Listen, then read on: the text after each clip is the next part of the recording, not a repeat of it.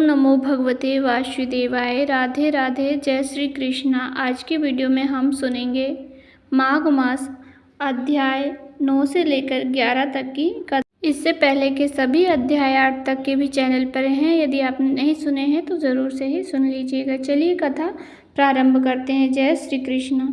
यमदूत बोला, हे वैश्य, मध्याह्न काल में आया हुआ मूर्ख, पंडित, वेद पाठी या पापी अतिथि ब्रह्म समान होता है। रास्ता से थके हुए ब्राह्मण, भूखे प्यासे से अपरिचित बटोही जिनके गृह से अन्न जल करते हैं, वह गृहस्थ बहुत समय तक ब्रह्मलोक में निवास करता है। मध्याह्न या सायंकाल या किसी समय जिनके घर पर आया हुआ अतिथि निराश नहीं लौटता, वे यमलोक में नहीं जाते। लौटा हुआ अतिथि गृहस्थ के जीवन भर के इकट्ठे किए गए पुण्य को भी ले जाता है। अतिथि सेवा के बराबर कोई दूसरा संपत्ति नहीं है। हे वैश्य, अतिथि सत्कार के प्रभाव से राजा तथा मुनिवर ब्रह्मलोक को गए और आज तक वहां से नहीं लौटे। हे वैश्य, अन्नदान करने वाला देदीप्यमान विद्वान का उपभोग कर अमृत पान करता है तथा स्वर्ग से हटकर उत्तर कुरुओं में जन्म लेता है। धर्मात्मा राजा होता है, दीर्घायु तथा नष्ट न होने वाले वंश को प्राप्त होता है। प्राण अन्न में रहने से अन्न देने वाला प्राणदाता कहलाता है। हे वैश्यवर, केसरी ध्वज से वैश्वतप देव ने दयापूर्वक कहा था कि हे राजन, कर्म भूमि में जाकर यदि तुम फिर से स्वर्ग के इच्छुक हो तो अन्नदान करो। हे वैश्य, यह बात मैंने स्पष्ट धर्मशास्त्रों से सुनी है। हेमंत काल में ईंधन, ग्रीष्म काल में जल देने वाला तथा सर्वदा अन्नदान करने वाले यमराज के दुखों को नहीं पाते। जो 6-6 महीने पर ज्ञात अज्ञात छोटे बड़े वाणी, मन और शरीर से किए हुए पापों को प्रायश्चित नहीं करता, वह नरक भोगता है, और जो प्रायश्चित करता है वह देवता और गंधर्वों से सेवित शुभ लोगों को प्राप्त होता है। हे वैश्य, जो मनुष्य वेद माता, गायत्री या दूसरे वैदिक मंत्रों को जपते हैं और नित्य सवेरे और शाम को अग्नि में हवन करते हैं, ऐसे विप्र अक्षय गति मोक्ष को प्राप्त होते हैं। नित्य प्रति तीर्थों के सेवन और जितेंद्र अवश्य यमराज को नहीं देखते। नित्य धर्म करने वाला प्राणी दूसरे का अन्न पाक आदि को ग्रहण और भोजन करना छोड़ दे। जो जिसका अन्न खाता है वह उसका पाप खाता है। हे वैश्य, जी मनुष्य नित्य प्रति प्रातः काल स्नान करता है, उसके भीतरी तथा बाहरी पाप नष्ट हो जाते हैं और वह नरक में नहीं जाता। स्नान किए बिना जो लोग भोजन करते हैं वे सदैव मल खाने वाले होते हैं। जो स्नान नहीं करते उनके पितर तथा देवता उनसे विमुख हो जाते हैं और वर नरक भोग कर पुलकश आदि चांडाल योनि में जन्म लेता है। जो लोग पर्वों में चलते जल में स्नान करते हैं वे न बुरी गति को पाते हैं और न बुरी योनि में जन्मते हैं। उनके बुरे स्वप्न और दुष्चिंताएं सदैव निष्फल होते हैं।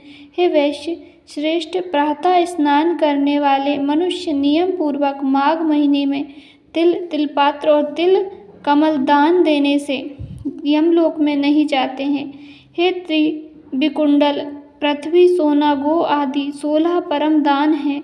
इनका दान करने वाला मनुष्य स्वर्ग लोक में नहीं लौटता। बुद्धिमान लोग पुण्य तिथियों में व्यतिपात और संक्रांति में स्नान करके यदि कुछ भी दान करता है तो वह बुरी गति में नहीं पड़ता और संसार में गरीब कुल में पैदा नहीं होता है। हे वैश्यवर, सत्यवाणी, मौनी, मधुर वाणी, अक्रोधी, क्षमाशील, नीतिमान, आनंदित, प्राणियों पर दया करने वाला, दूसरों के पापों को छुड़ाने, पराये गुणों का वर्णन करने, दूसरे के धन को न चाहने वाले, इस तरह के लोग नरक नहीं भोगते, वे सद्गति को प्राप्त होते हैं। दूसरों की बुराई करने वाले, पापी तथा उनका साथ देने, खोटे वचन बोलने वाले, ऐसे कृतघ्न लोगों के तीर्थ सेवन और तप से भी पापों से मुक्ति नहीं मिलती। ऐसे प्राणी बहुत समय तक नरक भोगते हैं। जितेंद्र तो जिताहारी तीर्थों में स्नान करने से यमलोक में नहीं जाते। तीर्थों में पाप न करें, जीविका न करें, दान देना और धर्म की बिक्री छोड़ दें। ऐसा पाप करने वाला मनुष्य नरकगामी होता है। अध्याय 10। यमदूत बोले, बहुत सा पाप करने वाला भी एक बार गंगा जी में स्नान कर शुद्ध हो जाता है, वह नरक में नहीं जाता। कोई व्रत, दान, तप और यज्ञ आदि ऐसे नहीं है जो गंगा जल के एक बूंद की समानता कर सकते हो। जो नीच मनुष्य गंगा जी को दूसरे तीर्थों के बराबर कहता है या मानता है, वह हे वैश्य, वह रौरव नरक में जाता है। बैकुंठ से विष्णु भगवान के चरणों से गिरे हुए गंगा जल को महादेव जी ने अपने मस्तक पर सुशोभित किया है। गंगा का नाम लेने से सैकड़ों योजन तक रहने वाला प्राणी नरक में नहीं जाता।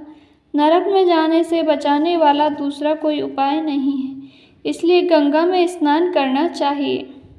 हे वैश्य, जो ब्राह्मण प्रतिग्रह से निवृत्त है, वह गगन में चंद्रमा के बराबर है। कीचड़ से गाय निकलने, रोगी की रक्षा करने तथा गौशाला में मरने वाले प्राणी गगन के तारे होते हैं। प्रातःकाल स्नान करके जो विधि सहित 16 प्राणायाम करते हैं, वह यमलोक को नहीं जाते। उनके भ्रूण हत्या का भी पाप विलीन हो जाता है। तप, व्रत, नियमों का पालन तथा 1000 गो दान करने वाले को फल प्राणायाम के बराबर होता है। छोटे बड़े सभी पाप प्राणायाम से थोड़े समय में अवश्य ही मिट जाते हैं। हे वैश्य श्रेष्ठ, दूसरे की स्त्रियों को माता के बराबर देखने वाले मनुष्य कभी भी यम यातना नहीं पाते। मन से भी जो स्त्री गमन नहीं करता, वह दोनों लोग को अधीन करता है। इसलिए धर्मनिष्ठ को पर स्त्री गमन न करना चाहिए। पर स्त्री गमन करने वाले 21 मुख्य नरकों में जाते हैं। दूसरे के धन का लोभ मन में भी न करने वाले प्राणी स्वर्ग में जाते हैं। क्रोध का कारण रहते हुए भी क्रोध रहित पुरुष स्वर्ग को जीतने वाला है। जो माता और पिता की देवता के बराबर आराधना सेवा करता है, अंतकाल में प्राप्त होने पर वह यमलोक में नहीं जाता। जो गुरु की पूजा करते हैं, वे ब्रह्मलोक में जाकर पूजा योग्य होते हैं। हे वैश्य, दुष्ट संगति छोड़ स्त्रियों को अपने सील की रक्षा करनी चाहिए। सील भंग होने से वे यमलोक को जाती हैं और सीलवान स्त्रियां उत्तम स्वर्ग को प्राप्त करती हैं। जो वेदाभ्यास करते हैं, शास्त्र, पुराण और संहिता पढ़ते हैं और सुनते हैं, वह स्मृति का व्याख्यान करते हैं, ज्ञानहीन को धर्म समझाते हैं, वे ही पृथ्वी को धारण किए हुए हैं एवं पाप रहित होकर ब्रह्मलोक को जाते हैं। जहाँ ममता नहीं रहती, उनका देवता भी पूजन करते हैं। यमदूत ने कहा, हे वैश्य श्रेष्ठ, एक अनोखा रहस्य सुनो, जो धर्म सम्मत और सब लोगों को अमृत फल प्रदान करने वाला है।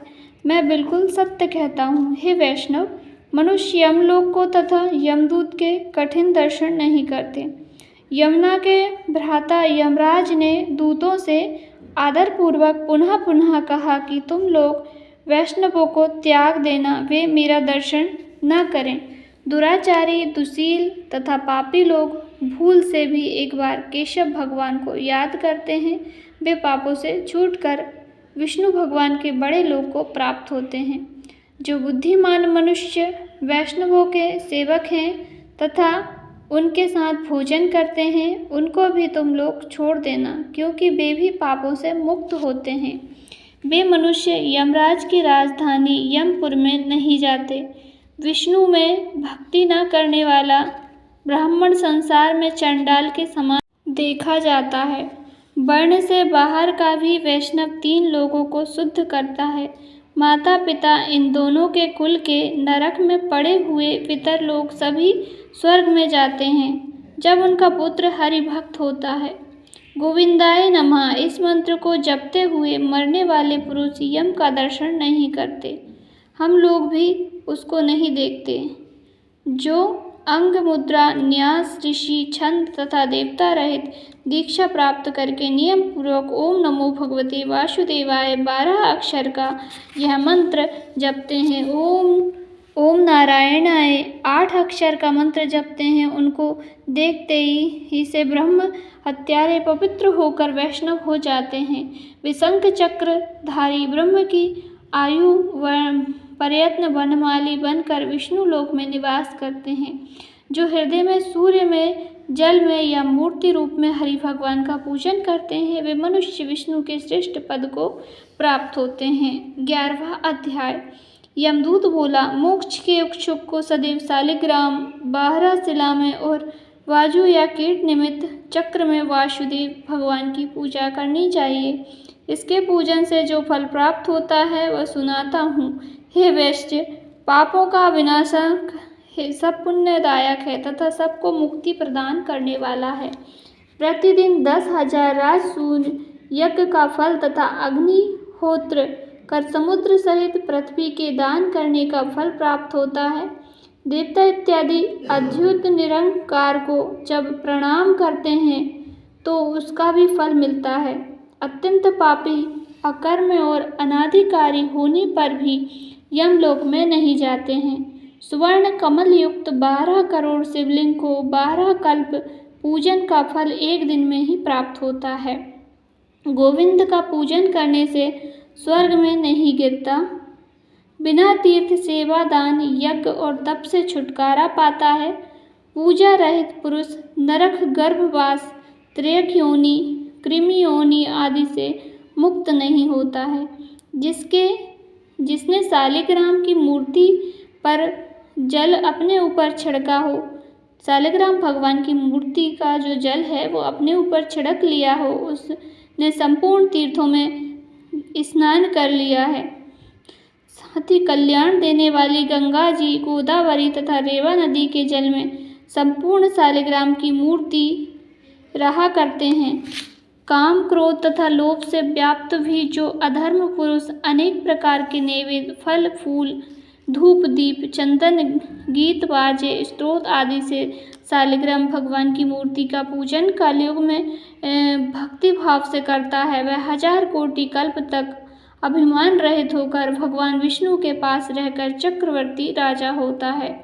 जहाँ शालिग्राम की मूर्ति रूप में भगवान के सब उपस्थित रहते हैं, वहाँ पर देवता, यज्ञ और 14 लोग रहते हैं। शालिग्राम की मूर्ति के सन्मुख श्राद्ध करने से पितर तृप्त होकर सैकड़ों कल्प तक स्वर्ग में निवास करते हैं। जो लोग नित्य शालिग्राम की मूर्ति का जल पीते हैं, उनको 1000 पंचगव्य आचमन में सहस्त्र कोटि तीर्थ के करने के से क्या कार्य है, वह मनुष्य माता का स्तनपान नहीं करता। जहाँ पर शालिग्राम की मूर्ति हो वहाँ से 3 योजन तक तीर्थ जानना चाहिए। वहाँ पर संपूर्ण दान और धर्म के करोड़ गुने फल होते हैं। हे राजन, शालिग्राम से कोक भर पास भी जो कीड़े मरते हैं वे वैकुंठ को प्राप्त होते हैं। शालिग्राम की मूर्ति की बिक्री करने वाले मनुष्य प्रलय काल तक नरक में जाते हैं। हे वैश्यवर, घोर वन में जितेंद्रित होकर तप करने से जो फल मनुष्य पाता है वही गौरध्वज वासुदेव भगवान को स्मरण करने से और उनकी शरण में जाने से पाता है तथा नरक में नहीं जाता। पृथ्वी पर जितने तीर्थ और पुनीत स्थान हैं वे संपूर्ण विष्णु भगवान के नाम मात्र लेने से प्राप्त होते हैं। हे वैश्य, जो वैष्णव शिव की निंदा करते हैं वे विष्णु लोक में न जाकर अवश्य नरक में जाते हैं। श्री माघ मास अध्याय 11, यहाँ पर हमारा 11वां अध्याय संपूर्ण हुआ। आगे की कथा हम कल के अध्याय में सुनेंगे। जब तक के लिए जय श्री कृष्णा, राधे राधे। सभी को जय श्री कृष्णा। आप कमेंट बॉक्स में जय श्री कृष्णा, राधे राधे ज़रूर से ही टाइप कीजिएगा। आगे की कथा सुनने के लिए चैनल को ज़रूर से ही सब्सक्राइब करें।